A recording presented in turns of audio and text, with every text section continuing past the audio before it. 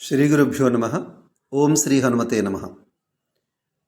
నిన్న ఇంటింటా హనుమాన్ చాలీసా అనేటువంటి వీడియో ఏదైతే అందరికీ అందచేశామో దానికి ఒక గొప్ప స్పందన వచ్చింది.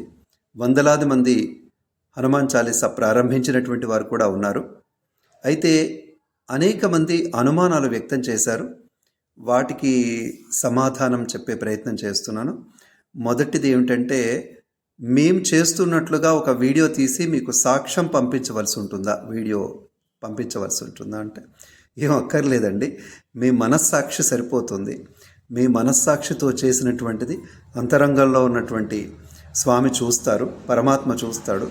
ఆ తర్వాత మారుతి చరణాలకు, మనస్సాక్షిగా చేసింది మారుతి చరణాలకు సమర్పిస్తే సరిపోతుంది.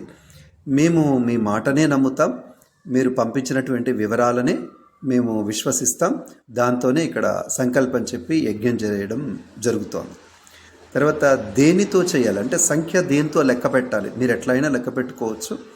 కానీ ఖర్జూరాలతో కానీ లవంగాలతో కానీ ఇట్లా ఏదైనా ఒక దాంతో చేసి ఆ తర్వాత మీరు దాన్ని ప్రసాదంలాగా, ఖర్జూరాలు అయితే ప్రసాదంలాగా, లవంగాలను అయితే తాంబూలంలాగా ఇట్లా ఏదో ఒక విధంగా స్వీకరించడం అనేది కాస్త బాగుంటుంది.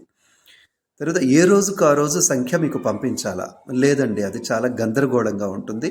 మొత్తం అయిపోయిన తర్వాత మేము పలానా కుటుంబానికి, అంటే గోత్రనామాలు చెబుతూ మా కుటుంబ సభ్యులు ఇంతమందిని పలానా వాళ్ళు ఇంత చేశారు అనేది చాలు. అంతేగాని ఏ రోజుకు ఆ రోజు పంపిస్తే చాలా ఇబ్బందిగానే ఉంటుంది. తర్వాత ఒకే దగ్గర కూర్చొని చేయాలంటే కుటుంబ సభ్యులు అందరం మేము ఒక దగ్గర లేము, ఒక్కొక్కరు ఒక దగ్గర ఉన్నారు, కానీ చేయడానికి అందరూ కూడా సంసిద్ధంగా ఉన్నారు. అట్లాంటప్పుడు మరి ఒకే దగ్గర కూర్చొని చేయాల్సి అన్న నియమం ఉందా అంటే అట్లేం లేదండి. మీ కుటుంబ సభ్యులు అంటే మీ పిల్లవాడు బెంగళూరులో చదువుతున్నారు, లేదా అమెరికాలో ఉన్నారు, హైదరాబాద్లో ఉన్నారు అనుకోండి, ఎక్కడి వాళ్ళు అక్కడ వాళ్ళు ప్రతిరోజు కూడా పారాయణం చేసి వాళ్ళ సంఖ్యను మీకు తెలియజేస్తే మీరు చివరికి అంటే 10వ తేదీ రాత్రి వరకు మాకు చేరవేస్తే సంఖ్యను సరిపోతుంది. అందరూ ఒక దగ్గర కూర్చొని చేయాలని నియమం కాదు, అందరూ చెయ్యాలనేది మాత్రమే నియమం. కొంతమంది ఏమన్నారంటే ఇంట్లో అనారోగ్యంతో ఉన్నటువంటి వారు ఉంటారు కదా, వారి బదులుగా చేయవచ్చు. అంటే చదవడానికి వీలు లేని అనారోగ్యం ఉంటే, అంటే మామూలుగా వేరే అనారోగ్యం ఉండి కూర్చొని చదవగలిగితే చదవడం మంచిదే కదా, కానీ చదవడానికి వీలు లేనంత అనారోగ్యం ఉంటే మాత్రం వారి బదులుగా ఎవరైనా చేయవచ్చు, తప్పేం లేదు. ఇంకాస్త అది మంచి పద్ధతి కూడా అవుతుంది. తర్వాత రుసుము ఏమైనా చెల్లించాలా? మొదలే చెప్పామండి, మీరు రుసుము చెల్లించాలి.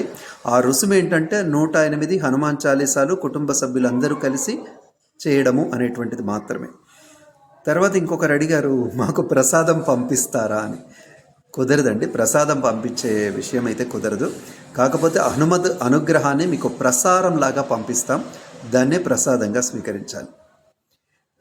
దయచేసి అధికంగా అనుమానాలతో కార్యక్రమాన్ని జాప్యం చేయకండి, వాయిదా వేయకండి.